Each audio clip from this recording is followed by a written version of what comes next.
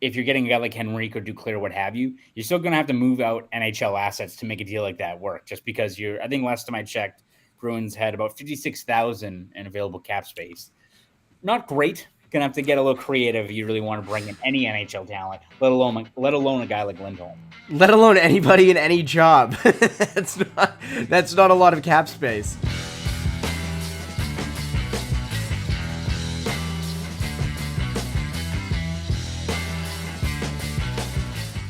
And welcome into the Bruins Beat on CLNS Media. My name is Evan Marinofsky, and today I'm joined by Conor Ryan. Conor, what is up? Evan, I'm doing well. How you doing? Doing great, doing great. How was your Christmas? Was Santa good to you? Did he get you everything you could have dreamed of? Of course, yes. It was a great time. Got a new rollback polo. Got a new little hat. So showing off the new fit. Still a little festive. It's got little bulldogs on it. I did not go to the University of Georgia, but who doesn't love bulldogs? So rocking the new Christmas fit. Evan, how about you? How was your I Christmas? I like it. It was good. It was relaxing. I think holidays are best personally when they're relaxing. It's fun, you know. It's you get to do different things. You can, feel fat sitting on the couch. There was a lot of football and basketball to watch. That was great. In terms of gifts, the biggest things were things I picked out myself. New pants, things like that. Because nothing's worse than getting clothes for Christmas and being like, these don't fit. And then it's going to be a while until you go back to get them returned because, that the couple days after Christmas, the malls and the stores are just zoos. And then, it starts to go towards New Year's and you forget about it. And so I did all my own shopping in terms of pants and things like that. So that was perfect. Some new clothes. I don't have any of them on right now, unfortunately. And what's funny is as we were sitting down to record this, I was like, man, I could use a new light for these. And I could use new AirPods. And I was like, if only there was a holiday where I could have gotten those as a gift. I So was gonna say, yeah, I got a I new little microphone. I don't have the plug for it yet, but moving forward, moving forward. Hopefully, it'll be a little bit clearer. It's not just through the AirPods, but no, I feel your pain, Evan. Nice. No, that's good. That's good. That's smart. I was, I had to go to Best Buy last minute. I saw the podcast stuff. I was like, damn, I should ask for some of that. So, but anyways, we play on. I think we do okay with what we got. I'll last till next Christmas when I can ask for those things. I'm sure I'll forget about them by then. Anyways, the Bruins have been on a 3-day break. They had the 24th, the 25th, the 26th off, as they do every year. That was the one thing missing from the last couple days. I mean, you had the World Juniors, which was nice, but wouldn't have hated an NHL game on the 26th. But fortunately, the Bruins are back. We're recording this the 27th, so they're back. They play the Sabres tonight, on Wednesday night. But the Bruins have been limping of late. Really limping of late. 0-2-2 in their last 4. 1-2-3 in their last 6. The Winnipeg performance was brutal on Friday night. 5-1 loss. That was bad, and then 3-2 narrowly edged out in Minnesota. What do you make of this? Is the sky falling, Connor?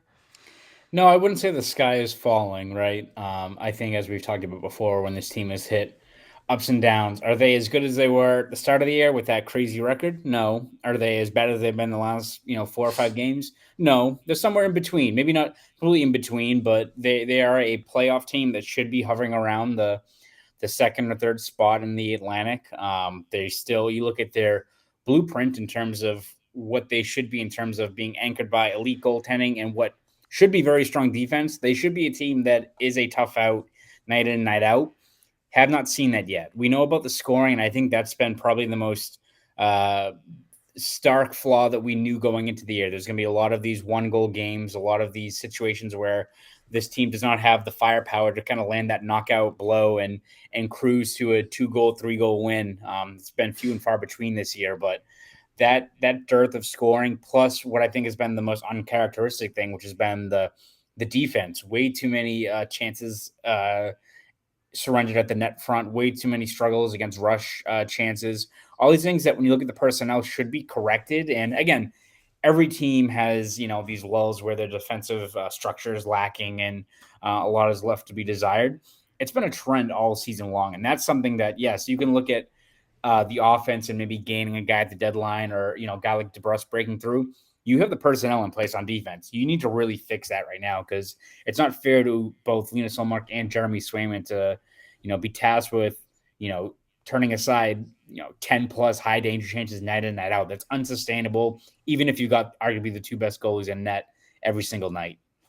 And again, you look back at the beginning of the season, and that was what was carrying them. That was what made up for, some rough defense in front or lack of scoring. And they've, sort of fallen back to earth a bit. They're not bad, but they've just been, a little above average. You're talking about the two goalies, and you have to expect that. I think you have to understand that that's going to happen. You're right about the defense. They are way too easy to play against, but we've talked a lot about that because it continues to be a problem. And as you said, this should not be a problem. Lindholm, Carlo, McAvoy, you have guys that should be better, especially physically in front of their own net, imposing in the corners. They struggled to clear the puck out of their own zone. I mean, there are sequences. It was, both Minnesota games in that third period, especially the one at the Garden about a week ago, where they could not get out of their own end in the third period. And, there's just a lack of urgency. The other thing is, people look and go, oh, the scoring has dried up. And it has. But why has the scoring dried up? And the biggest reason is they are never in the offensive zone for any extended period of time. And when they are, the play breaks up. It just goes the other way, or there's a bad pass, and they can never really find interior ice. And you also look at, I was reading Fluto Shinzawa today, and he called them the one and done Bruins in the offensive zone.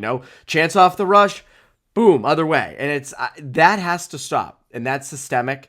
And again, just not being able to get to those interior ice and sustain zone time. This isn't NHL 23. Connor, I'll be honest, my NHL strategy was always, if I was playing a better team, pack it in your own zone, win the game 2-1, hope your goalie, goes off, gets hot. I think the reason I don't love NHL 24 as much is because the goalies get tired and they start to let in goals as the shifts go on and on. But that's been the Bruins thing this year, and I think a lack of offensive zone time has hurt them just as much as kind of their shortcomings in the defensive zone. Yeah, without a doubt. I mean, this is something that's been talked about time and time again. Like, I go back to that road game against the Rangers. They gave up 7 goals, and a lot of those, high danger chances of those scoring plays by the Rangers were generated either off the rush or them, capitalizing on a really tired Bruins team. And Charlie Coyle kind of mapped it out best, is that, yes, they've got the high-end talent in place, the Bruins, with guys like Pastrnak and Marchand and what have you, but they need to, do the dirty work before those plays, right? It has to be, cycling the puck, getting the opposition tired, exploiting those kind of holes in the defense, and, having a guy like Pastrnak, deliver like the knockout punch, right? You can't just go in for as you said, like a one and done chance or plays off the rush. You don't have the depth or the overall skill set to do that. It has to be, all right, you wear them down, you hold on to the puck, you exploit those soft areas of the ice, and that's where a proven goal scorer like a Pastrnak can generate his chances, right? Like, that has to be the formula, and you're not seeing that. And again, it's something that just keep struggling to kind of find that rhythm or find that area of strength. It's every time when, you've had these games where guys are holding on to the puck, extended no zone time. You're like, yes, keep doing that. Like, it's a pretty set formula, but it's so few and far between this year in terms of consistently doing that night in, night out, that they fall into these same really kind of bad habits that are just unsustainable for putting together a winning product. And it's also a lack of physicality, too. I mean, if you're struggling to maintain the puck in the ozone, that means you're getting hit off the puck.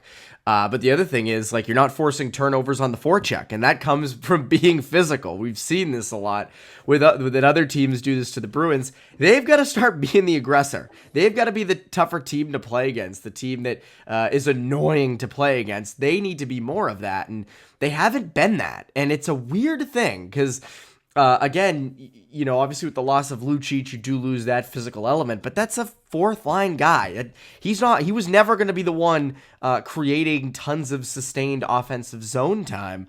Right. So again, the fact that they're having these issues isn't good. We knew that they weren't going to score as much. That's understandable. That's okay.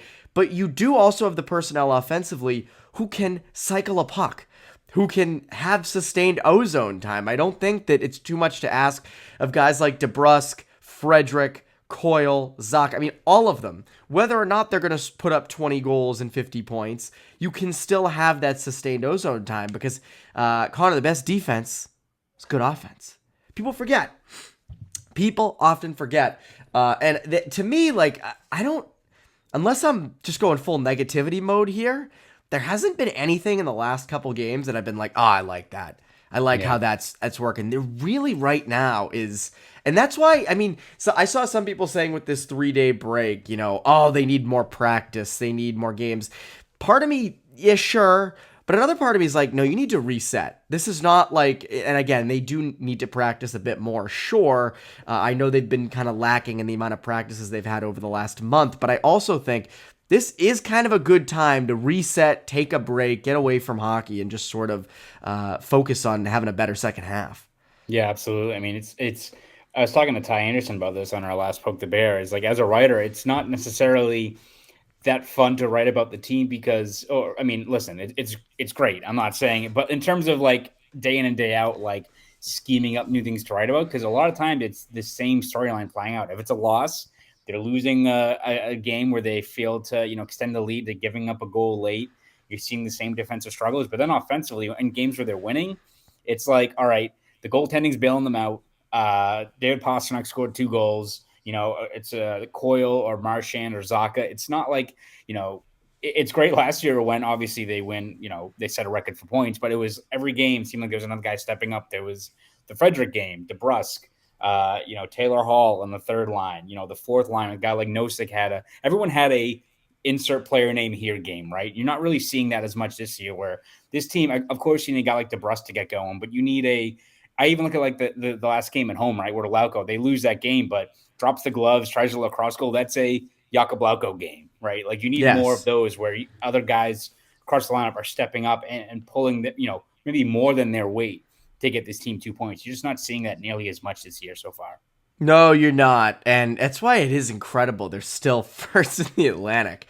It really is unbelievable. But before we get to the rest of our conversation, Connor, a quick word from our friends over at Fanduel. Score early this NFL season with Fanduel, America's #1 sportsbook. Right now, new customers get $150 in bonus bets with any winning $5 money bet. That's $150 if your team wins. If you've been thinking about joining FanDuel, there's no better time to get in on the action, NFL. The app is so easy to use. There's a wide range of betting options, including you got spreads, you got your player props, you got over-unders, and more. So visit FanDuel.com/Boston and kick off the NFL season. FanDuel, official partner of the NFL. Connor, I don't know if you saw, was it Christmas Eve or the day after Christmas, that Jeremy Swayman and Jakub Lauko got stuck in the elevator going to Kevin Shattenkirk's apartment? I thought that was pretty gritty.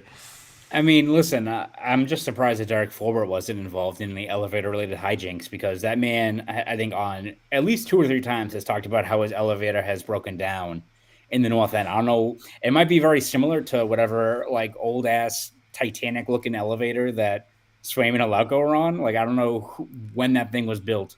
Fucking Steamboat Willie was just in theaters when whoever put that elevator together. But just shocking that Fulbert was not involved in that. It seems like every time that man is on one of those modes of transportation, something's going awry. The Millard Fillmore was president. Yes, Rutherford B. Hayes. Rutherford B. Hayes, not Millard. I don't know why I thought it was Millard Fillmore. I mean, listen, another great president. Not really. The Civil War happened very shortly after his tenure, but I'm just saying that Rutherford B. Hayes, those lackluster regulation oversight on engineering wouldn't happen on our good friend Rutherford's watch. No, oh my God, he would have had that locked down. It is true though, like whenever I am in an elevator that looks remotely old, it always enters my head. I'm like, could this be it? This could be the one that, the halt. And I don't want any part of that. So hopefully they're out by now. Hopefully they're in Buffalo. I would hope so. They escaped. We'll find out in a few hours. It's been long enough. It'd be funny if it was game time came and said, oh, Swayman and Lauko are inactive. They're still stuck in the elevator going to Kevin Shattenkirk's apartment. But Anyways, they are out and good, thankfully. I mentioned earlier, I was reading a story from Fluto Shinzawa on Wednesday morning about how, we've talked a lot about, should the Bruins acquire a center? Should the Bruins acquire a defenseman? But the answer might lie at wing, because we knew going into this year that center was going to be an area of less depth. But it's actually worked out pretty well. Even with Patra gone, you still have Coyle, who's playing really well, Pavel Zacha. You have Morgan Geekie, who looks primed to step in. Johnny Beecher's been really solid in that 4C role. And on defense, obviously, we've mentioned the inefficiencies and the issues, but you have the guys. I think another big body wouldn't hurt them back there, but I don't think it's the pressing need. Where you might really need someone, and what might be cheaper, is a wing, which I like this idea. We've touched on this a bit. I think we've talked more about trading Jake DeBrusk than we have adding a wing per se. But, like I was reading what Fluto was saying about how, to get Elias Lindholm, it's going to take a lot. It's going to probably take a first-round pick, other strong assets, which the Bruins don't really have. But on the wing, there are guys out there on struggling teams like an Anthony Duclair, a Tyler Johnson, and Adam Henrique, where maybe that's worth kind of taking a flyer on. The question is, you don't want to be giving up a ton for what could be a short-term rental. I think that's sort of where I'm like, hey, don't give up a lot here for someone that's only going to be here for this year. But what would you think about adding a wing who could potentially be in the top 6? Yeah, no, absolutely. I even look at kind of like how the approach was with like a guy like Marcus Johansson, right? Who I think they envision as being a top 6 guy, settled into more of that third line, but we saw how much it can help over a playoff run when you have a established playmaker, a potential scoring threat further down the lineup. Like even if it's a guy like Duclair, Tyler Johnson, and they're in that middle 6 role, you look at this team and how slim their margin for error is, but how much an extra couple of goals can change a really frustrating, a third period loss. How much that can maybe turn into a nice 4-2 win or something. When you just get that extra goal at a critical time. So, as you said, guy like Duclair, Tyler Johnson, Henrique, any guy like that, if it's worth the price, I can see it helping this team in terms of just getting more potent scoring somewhere down the lineup, right? As you said, like I think everyone likes an Elias Lindholm, and we've talked about him before, but the hurdles of bringing a guy like that in for what the cost is, that's going to be the biggest issue. And again, like it's not to say the Bruins would not like a guy like Elias Lindholm, but when you look at like their center depth right now with Zacha, Coyle, Patra, and Beecher, like you're doing all right there right now. Like that's not really necessarily an area of concern. It's just the wing depth, the actual tangible scoring that's been kind of the biggest issue. I think just the overall hurdle for it though has to be the fact that if you're getting a guy like Henrique or Duclair or what have you, you're still going to have to move out NHL assets to make a deal like that work. Just because I think last time I checked, Bruins had about 56,000 in available cap space. Not great. Gonna have to get a little creative if you really want to bring in any NHL talent, let alone a guy like Lindholm. Let alone anybody in any job. That's not a lot of cap space. But even if the Bruins can't create cap space, you know what they can do, Connor? They can go to our friends at HelloFresh.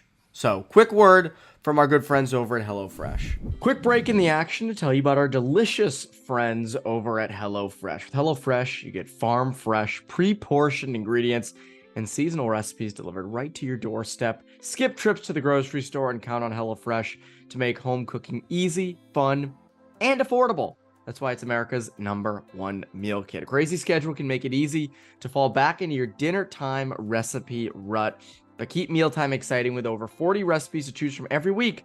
There's always something delicious to discover with HelloFresh. Turn to HelloFresh Market for yummy add-ons and enjoy the season's limited time fall flavors lineup. It's that time of year, right? Things get you in the mood, like apple cider cake with caramel sauce. All the ingredients come fresh, from the crushed tomatoes to the Italian chicken sausage mix to the Parmesan cheese.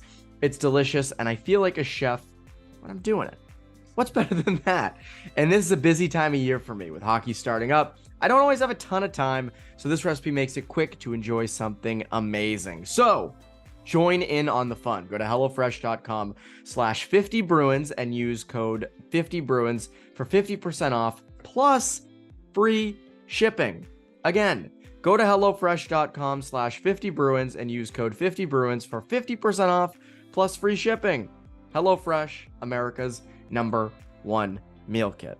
Now, back to the show. So you hit it there in that for a guy like Lindholm, you don't have the ammo, or doesn't look like you have the ammo to execute that kind of trade, especially for a guy who's making $4.875 million, who would, again, easy cap hit, lots of value in terms of just two-way play, all that stuff. But again, on the wings, it makes more sense. But you also said, and you're right in saying this, you're going to have to make an NHL move because you don't have much cap space. So then who goes? Obviously, Matt Grzelcyk is a name that people look at. Jake DeBrusk is another one. For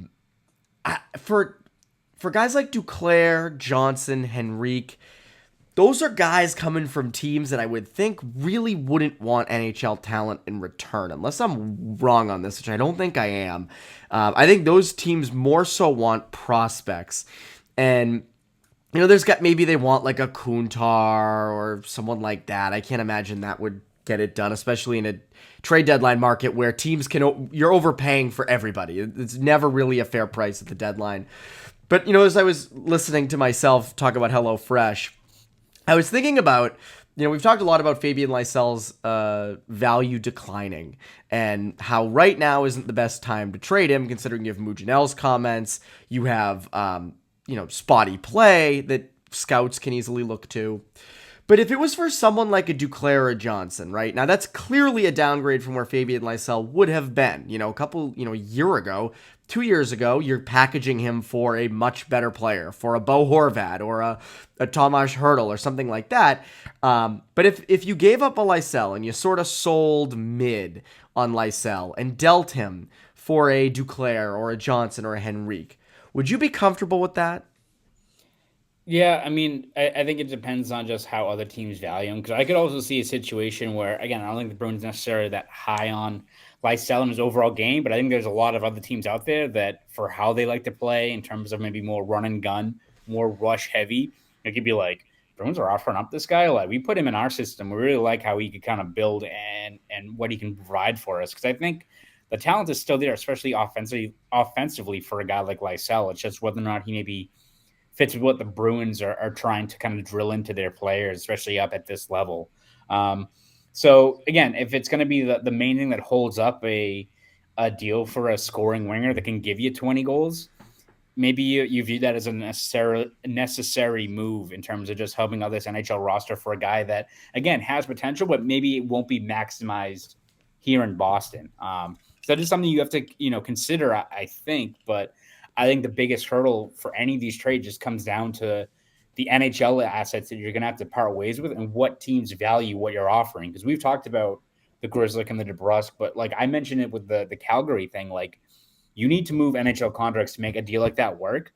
Does Calgary, who is in the middle of probably a very long rebuild, do they value a guy like a DeBrusk or a Grzelcyk who are, in their late 20s? Grzelcyk's going to be 30 pretty soon, who are also pending UFAs. Like, what's been a trend we've seen all the time with Calgary, where guys get there and you're like, this arena fucking sucks. This place sucks. I don't want to be here. Facility, yeah. Like, and again, like, of course, like the Bruins from Edmonton, but still, when you're a free agent and you're now, you've parted ways with the Bruins in that situation, so you're a lot more, I think, open to hitting the market then and getting your value.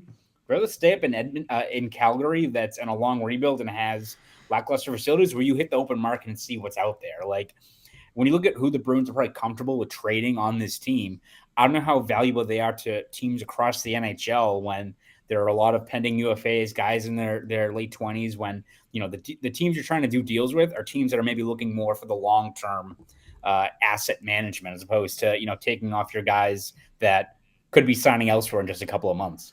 And for guys like Grzelcyk and DeBrusk, you hit it there with not, teams that are rebuilding aren't going to want them. Teams that are contending would want them. I think that's who would want them. And I think the fear is, are you going against them in the second round of the playoffs, which is why you would have to deal them to a team out west and pray that if you get to the Stanley Cup, you're not facing them because, oh boy, that would be quite the interesting storyline. But I agree with you. I think ultimately, you're going to have to figure out what you're going to do with the pieces on your NHL roster. what does Grzelcyk get? Grzelcyk has value.